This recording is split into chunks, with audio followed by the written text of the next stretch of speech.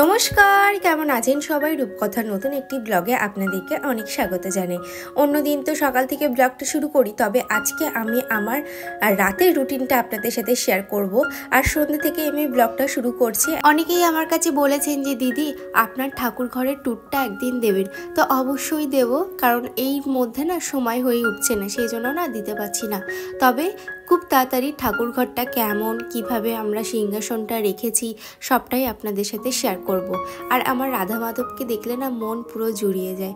এদিকে সন্ধ্যেটা দিয়ে নেব আর মাম্মা মাছে নিচে। সকাল থেকে কোনো রকম ব্লগ শুরু করিনি, তার একটাই কারণ হচ্ছে মাম্মা মামাকে ছাড়ছিলই না। ওর শরীরটা যেহেতু খুবই খারাপ, সেই জন্য ও একটু ঘ্যানঘ্যানি করছিল আর সবসময় মামাই করছিল। সেই জন্য ভাবলাম সন্ধ্যা থেকে ব্লগটা শুরু করব। আর সন্ধ্যেবেলা ও যেহেতু ওর ঠাম্মির কাছে থাকে, এই টাইমটা না আমি ফাঁকাই থাকি। এই টাইমটাতে আমি ব্লগ এডিটিং বলুন বা নিজের মতন করে সময় কাটানো বলুন, এগুলোই করি। আর এদিকে দেখুন সারা ঘরে আমি একটু ধুনো দিয়ে নিচ্ছি। আর জানেন তো, প্রত্যেক বৃহস্পতিবারের সন্ধ্যেবেলাতে আমি কিন্তু ধুনো জ্বালাই।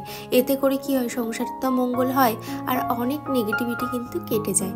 এদিকে নিচে চলে আসলাম, আজকে খেতে ইচ্ছা করছি কফি, সেই জন্য কফিটাও বানিয়ে নেব। আর বেশ কিছু জিনিস কিনেছি জানেন তো, সেগুলো আপনাদের সাথে একে একে শেয়ার করব। সংসারের এই টুকিটাকি জিনিসগুলো কিন্তু আমার ভীষণ পছন্দের, কারণ আমার অর্ধেকটা সময় কাটে কিন্তু রান্নাঘরে।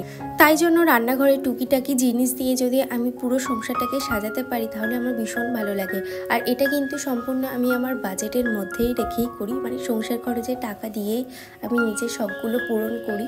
সেটা কিভাবে করবেন আপনাদের একটা টিপস দেই। যদি কোনো মাসে তেলটা যদি আপনি একটু কম করে চালান, বা প্রত্যেক মাসে যদি একটু একটু করে মশলাপাতিগুলো একটু কম করে চালান, তাহলে দেখবেন প্রত্যেক মাসে গিয়ে কিন্তু হাতে 2 থেকে 300 টাকা থেকেই যাবে। তো সেরকমই এই মাসেও কিন্তু আমার হাতে 2 থেকে 300 টাকার মতন ছিল। তো ভাবলাম ঠিক আছে চলুন। আর ভি মার্টে গিয়েছিলাম, তো সেই জন্য ওখানে গিয়ে খুব ভালো অফারে পেয়ে গেছিলাম, সেই জন্য জিনিসপত্রগুলো নেওয়া হয়েছে।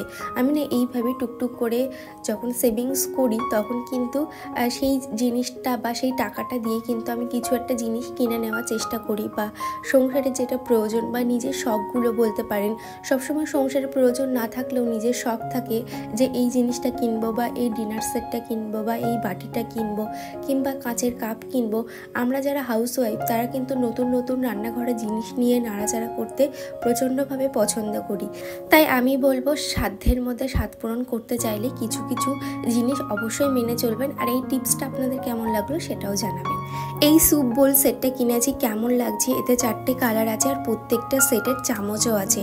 আর সাথে প্রথমেই দেখলেন 2টো বাটি নিয়েছি, একটার সাথে না একটা ফ্রি ছিল। ওটা এআর লাইফস্টাইল দিদিভাই আমাকে কমেন্ট করেছে, খুব ভালো লাগলো দিদিভাই, তুমি আমার নামটা নিয়েছো। আমার 2টো চ্যানেল নষ্ট করে আমি আরও একটা নতুন চ্যানেল খুলেছি, জানি না কি হবে। দেখুন, চ্যানেল খুললেই তো হবে না, চ্যানেলে প্রপারভাবে কাজ করতে হবে। আপনি যদি মনে করেন যে আপনি ইউটিউব থেকে কিছু আর্ন করবেন বা ইউটিউবের কাজটাকে মন দিয়ে করবেন, তো সেক্ষেত্রে ইউটিউবের কাজটাকেই কিন্তু আপনাকে সিরিয়াসভাবে নিতে হবে। আজকে বানাবো স্যুপ, এটা হচ্ছে রেডি স্যুপ। তার জন্য আমি আগারোর ইলেকট্রিক কেটেলটা ইউজ করছি। এটা জানেন তো ভীষণ ভালো, আর শীতকালে তো আমার প্রচণ্ড কাজে আসছে। আর এই স্যুপটা আজকে আমি প্রথমবার বানাবো, দেখবো কেমন হয় খেতে। এই ধরনের রেডি স্যুপ আমি আগে কোনোদিনও খাইনি, ঠিক এইরকম পাউডার মতন। তো পাউডারটাই জলে দিয়ে দিলাম, যেমনভাবে ওখানে লেখা আছে। তো জলটাকে ভালোভাবে ফুটিয়ে নেব, একটু থিকনেস আসলে তারপরে নামিয়ে নেব। আপনারা যদি এই ইলেকট্রিক কেটেলটি বাই করতে চান, ডিসক্রিপশানে আমার লিঙ্ক আছে, ওখান থেকে বাই করতে পারেন। এবং ইলেকট্রিক কেটেলটা না ভীষণ ভালো। দেখলেন তো কত তাড়াতাড়ি আমি স্যুপটা বানিয়ে নিলাম, ডিম সিদ্ধ, সোয়াবিন সিদ্ধ, মানে আমি না ইলেকট্রিক কেটেলটা পেয়ে ভীষণ খুশি। আর এদিকে দেখুন আমার স্যুপটাও বানানো হয়ে গেছে। চলুন এবার খেয়ে দেখি এবং আপনাদের সাথেও শেয়ার করছি কেমন হয়েছে। বিশ্বাস করুন, কেনা স্যুপের থেকে আমার মনে হয় বাড়িতে স্যুপ বানিয়ে খাওয়া অনেক ভালো। এই স্যুপটা যে খুব একটা খারাপ তা না, তবে প্রচণ্ড ঝাল আর মানে টকের ভাবটা বেশি। যাই হোক, আর এটা যেহেতু ভেজ যদি আমি বাড়িতে বানাই, তাহলে মনে হয় আরও খেতে ভালো হবে। খুব একটা যে আমার ভালো লেগেছে তা কিন্তু না, মানে ঠিকঠাক, যে খুব টেস্টি ব্যাপারটা তা কিন্তু একদমই নয়। আর এর থেকে মনে হয় বাড়িতে একটু খাটাখাটনি করে স্যুপ বানালে অনেকটাও করা যাবে এবং পেট ভরে খাওয়াও যাবে, মনও শান্তি হবে। আর ওদিকে রান্নাঘরে এখন রুটি তরকারি করব রাতের জন্য, ওটা করব। দেন তারপরে বাকি কাজ। চলুন দেখতে থাকুন। পাপড়ি কিচেন ব্লগ দিদিভাই আমাকে কমেন্ট করেছে, দিদিভাই মামনি অনেক কিউট, মামনির জন্য অনেক আশীর্বাদ রইল, অনেক বড় হোক, পুরো ভিডিও জুড়ে রইলাম, অনেক অনেক শুভেচ্ছা। থ্যাংক ইউ দিদিভাই, এইভাবে আমার পাশে থেকো এবং এইভাবে আমাকে ভালোবাসা দিয়ে যেও। এবং মাম্মামকে যে আপনারা এত ভালোবাসেন দেখে আমার প্রচণ্ড ভালো লাগে যে এই 2024-এ আমি এত মানুষের ভালোবাসা পেয়েছি, সাথে আমার মেয়েও। আর মাম্মামের যখনই কিছু হয় তখনই আপনারা প্রে করেন যে যাতে মাম্মাম ভালো হয়ে যায়, তো এটাও আমার কাছে অনেক বড় পাওনা, জানেন তো। এদিকে দেখুন রাতের জন্য আজকে সবজি তরকারি করব, সাথে করে নেব রুটি, সেজন্য সবজিগুলো এখানে কেটে নিচ্ছি। বেঙ্গলি মেয়ে নন বেঙ্গলি বউ চ্যানেল থেকে একটা দিদিভাই আমাকে কমেন্ট করেছে, খুব সুন্দর লাগলো দিদিভাই আজকের ব্লগটা, তোমার কাজগুলো খুব পরিষ্কার। থ্যাংক ইউ দিদিভাই, এইভাবে আমার পাশে থেকো এবং এইভাবে আমাকে সাপোর্ট করো। সায়নী দিদিভাই আমাকে কমেন্ট করেছে, আজকের ব্লগটা খুব ভালো লাগলো, আরও ভালো লাগে, আমি যখনই কমেন্ট করি তুমি তখনই রিপ্লাই দাও, খুব ভালো থেকো। থ্যাংক ইউ দিদিভাই, এইভাবেই আমার পাশে থেকো। অভিজিৎ ভাই আমাকে কমেন্ট করেছে, দিদি তোমার ভিডিও খুব ভালো লাগে, আরও সুন্দর সুন্দর ভিডিও নিয়ে আসবে, আরও ভিডিওতে আমার নামটা নিও, আমি অভিজিৎ। থ্যাংক ইউ অভিজিৎ, এইভাবে আমার পাশে থেকে। দেখুন আজকে আপনাদের সাথে আরও একটা টিপস শেয়ার করি। এই ধরনের যে স্টিকারগুলো, এগুলো না উঠতে চায় না, হাত দিয়ে টানলেও না উঠতে চায় না, তো সেই ক্ষেত্রে একটু গরম করে নেবেন, দেখবেন ইজিলি কিন্তু উঠে আসবে। প্রথমে আমি এইভাবে টেনে তুলতে গেছিলাম, তো পুরোটা উঠছিল না, যে একটু গরম করলাম পুরোটাই উঠে আসলো। প্রিয়শ্রী দিদিভাই আমাকে কমেন্ট করেছে, আমি তো কমেন্ট করতাম, এখন আর করি না, কারণ তুমি আমার কমেন্টের উত্তর দাওনি।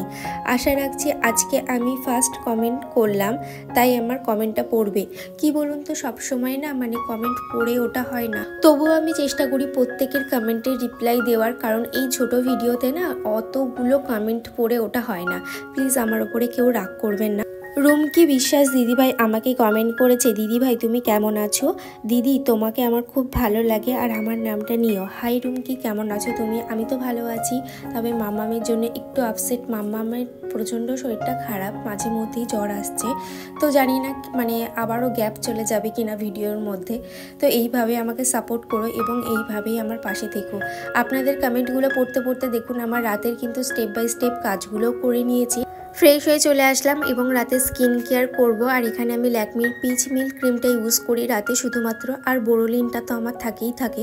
তাহলে চলুন আজকের মতন ব্লগটা এত দূরই, দেখা হচ্ছে নেক্সট ব্লগে। টাটা।